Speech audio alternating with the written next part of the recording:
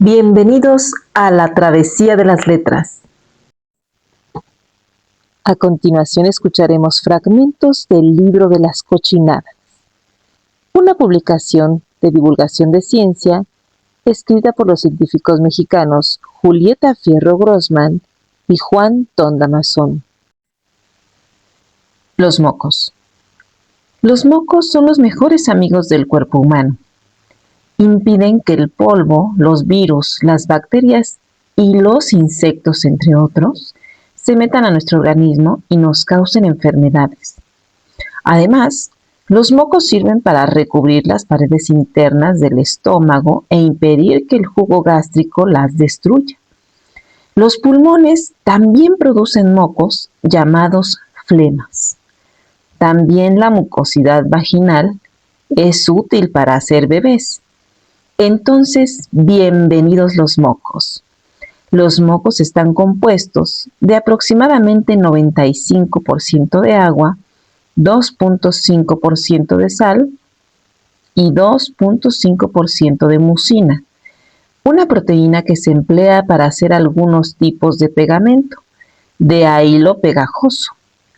El color característico de los mocos, verde amarillento, depende de unas sustancias llamadas mucopolisacáridos, hechas a base de azúcar y aminoácidos, así como del tipo de bacterias con las cuales se mezclan. Los mocos se generan en las llamadas células de Goblet, que producen una membrana mucosa que cubre la parte superior interna de los orificios nasales. Esa sustancia húmeda y pegajosa, así como los pelos de la nariz, llamados vibrisas, atrapan a cualquier huésped indeseable. Cada 20 minutos se produce un nuevo lote de mocos, listos para atrapar a cualquier extraño. Diariamente producimos alrededor de 1 litro de mocos, y lo más sorprendente es que nos tragamos la mitad. Además de lo anterior, en la parte superior de las vías nasales se encuentran millones de diminutos pelitos, llamados cilios, que son los encargados de enviar al cerebro las señales olfativas, con las que podemos saber si una caca o un pedo huelen mal. Otros ayudan a enviar los mocos al estómago. Los cilios de la nariz vibran miles de veces por minuto. Sin embargo, cuando algún virus, una bacteria o un organismo que produce alergias, polen de pelos de animales, polvo, pedazos de piel o gérmenes, entre otros, entra en contacto con ellos, se agitan mucho y envían una señal al cerebro de que hay que estornudar para expulsarlos. Así, en un estornudo, los huéspedes indeseables de la nariz salen a velocidades que pueden llegar a los 200 kilómetros por hora y se quedan flotando en el aire o le pueden llegar a un amigo. Por eso, hay que taparnos la boca y la nariz cuando estornudamos. Mal aliento o halitosis. En ocasiones, cuando nos acercamos mucho a alguna persona, sobre todo si es mayor, nos damos cuenta de que despide un aliento fétido y desagradable que nos lleva a alejarnos rápida y discretamente. Si se trata de un amigo o conocido, es mejor decirle que tiene mal aliento, porque la gente no suele percibir su propio mal aliento. El mal aliento lo provocan en general bacterias que se producen por la descomposición de alimentos dentro de la boca, ya sea entre los dientes o debajo de estos. Entre las personas mayores es más frecuente el mal aliento, quizá porque con la edad se separan los dientes y es más fácil que ahí se acumule la comida. También los alimentos muy condimentados como el ajo y la cebolla provocan mal aliento, así como el tabaco y el alcohol.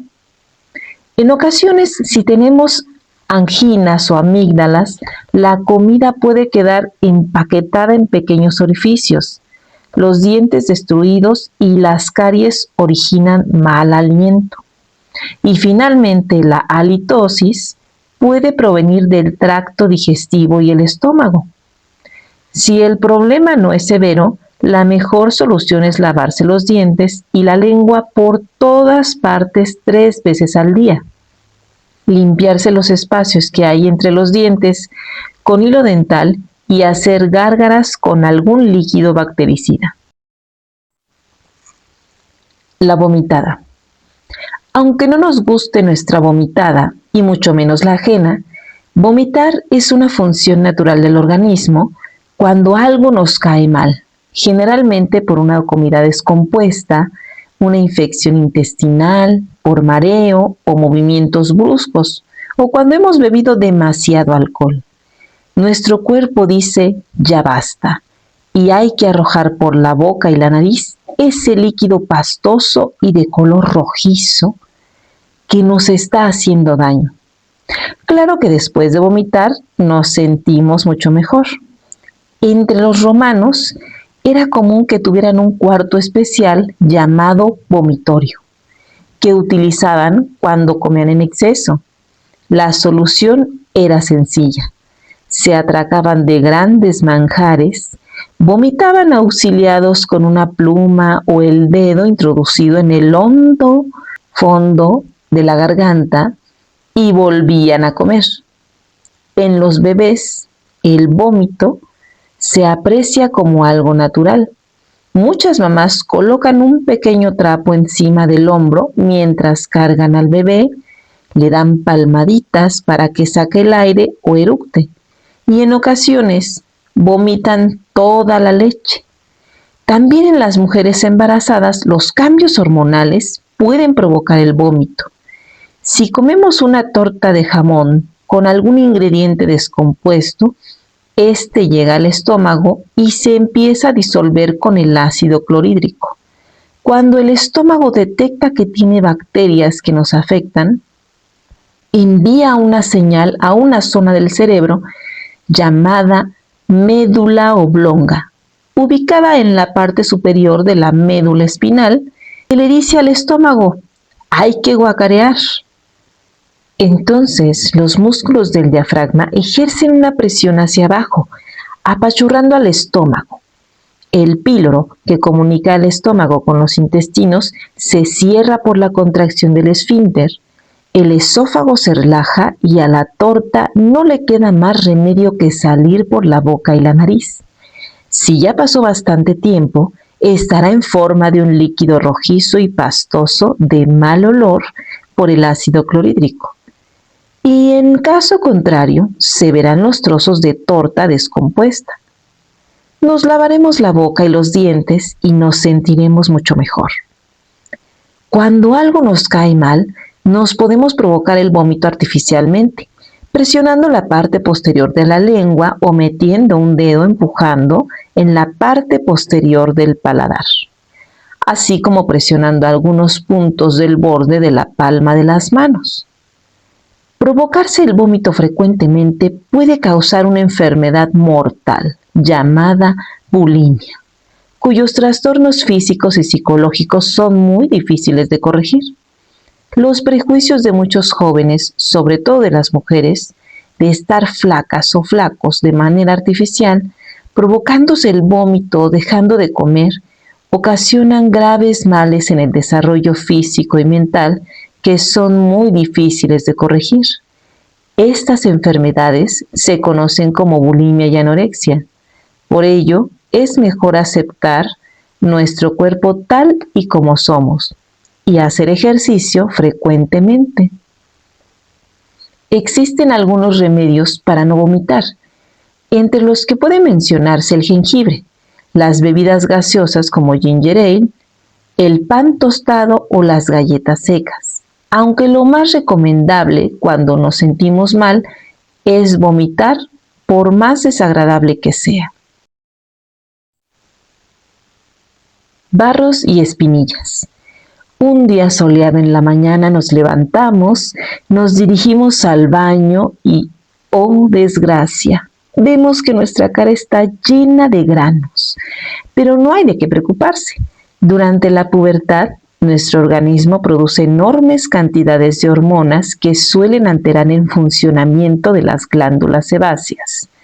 Estas glándulas segregan una delgada capa de grasa, el sebo, que se encarga de mantener la piel lisa y suave. Cuando ocurre esto, un exceso de sebo bloquea las glándulas sudoríparas y los folículos pilosos, por donde sale el pelo, por lo que las oportunistas bacterias se empiezan a alimentar de los ácidos grasos que quedan atrapados en los conductos, y un enorme grano hace su aparición. Posteriormente, nuestro cuerpo se da cuenta de la emergencia que tenemos en la cara y envía una instrucción a los leucocitos o glóbulos blancos para que combatan la infección, y a otros soldados del sistema inmune, llamados fagocitos, y que tienen la función de comerse a las bacterias. Entonces, en el organismo se forma una mezcla de sebo, aceite, células muertas, bacterias y fagocitos, mejor conocida como pus. Lo primero que se nos ocurre es exprimirnos el barro o la espinilla, pero, oh desgracia, es lo peor que podemos hacer, porque dañaremos los alrededores del grano y nos permitiremos que los fagocitos acaben con él. Así que la mejor recomendación es no exprimirse los granos, sino dejarlos que maduren y lavarse con agua y jabón, pero no muy frecuentemente, porque se reseca la piel y eso produce un exceso de aceite que las bacterias agradecerán cumplidamente. Para los adolescentes debería ser un orgullo tener barros. Eso los distingue de sus padres, que se morirían de ganas de portar un símbolo tan evidente de juventud. Historia del excusado. Por supuesto que lo más sencillo es bajarnos los calzones y ponernos en cuclillas para hacer caca o pipí al aire libre, en el campo o en la ciudad. Todos los animales lo hacen, así con la gran ventaja de que no usan ningún vestido. El verdadero problema es que somos seres humanos y nos da vergüenza hacer caca y pipí, así como echarnos pedos en público. También se trata de un problema de higiene, porque la caca puede provocar muchas enfermedades. En cambio, la orina suele ser estéril, por eso lo podemos beber sin que nos haga daño. Finalmente, nuestros desechos son apestosos, así que a nadie le gusta oler la caca y los meados, así sean nuestros. Durante muchos años se cagaba y orinaba al aire libre y los desechos se enterraban en el suelo con una espada o un pico. Los antecedentes del excusado se encuentran en los egipcios, quienes diseñaron los primeros muebles o sillas con un agujero alrededor de 15 centímetros de diámetro, incluso con forma de casquete de esfera para adaptarse a las nalgas. Esto lo hicieron alrededor del año 2700 a.C. Posteriormente, los cretenses en la Grecia antigua también emplearon estos excusados. Este primer tipo de excusados se conocen asimismo como letrinas y siguen empleándose actualmente, aunque privadas. La letrina consiste en un agujero profundo hecho en la tierra, donde se va juntando la mierda. Se coloca una silla de madera para apoyar las nalgas, con un agujero para que la caca caiga al fondo sin salpicar. En la Roma antigua se construían letrinas grupales para platicar mientras se cagaba. A la hora de limpiarse se usaban unas varas de madera con paños atados en la punta que se remojaban en agua. Posteriormente se empleó la basinica u orinal, una taza de gran tamaño en la que la gente se sentaba y hacía sus necesidades. Las basinicas se volvieron muy populares por la privacidad o porque eran fáciles de transportar. Las había de muy diversos tipos, incluso con tapa, pero poco a poco se establecieron las de porcelana, dado que no absorbían el olor. El problema serio es que el contenido de estas se arrojaba por las ventanas a la calle, así que nos podía caer una caca del cielo. En la Edad Media, los desechos humanos y animales se acumulaban en las calles y luego se recogían con carretillas o montones. Las enfermedades, epidemias y muertes que provocó esta costumbre en las grandes ciudades fueron un problema serio. La basinica se empleó hasta mediados del siglo XX. En los monasterios se referían a los sitios donde estaban los excusados como el orificio humilde, en contraposición con el sitio para orar, al que llamaban el orificio divino. En esa época, acompañar al rey mientras hacía caca era un gran honor. Tal vez en 1589, Sir John Harington, ahijado de la reina Isabel I de Inglaterra, inventa el primer excusado, que consiste en un depósito con agua en el cual se jala una válvula y los desechos se van hacia otro depósito donde son almacenados.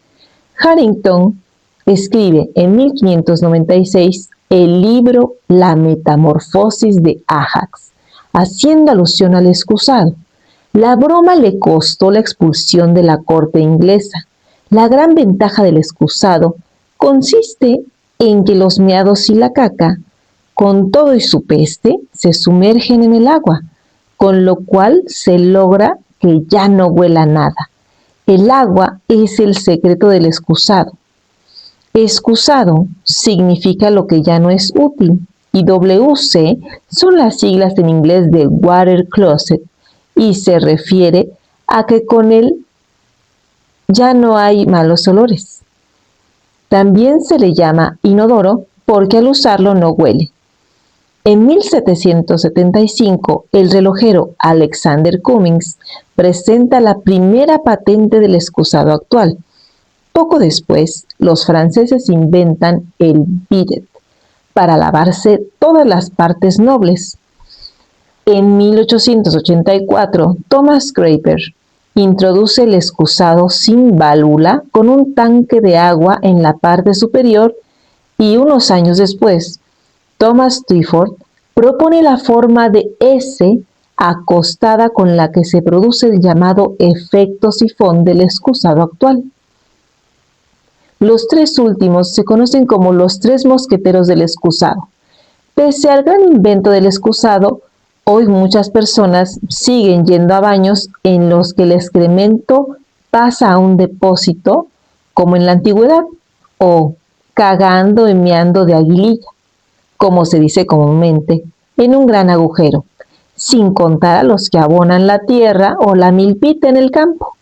Por supuesto, con el más beneficioso abono para las tierras de cultivo. La orina. Lo más común es que cuando hace frío nos den muchas ganas de orinar.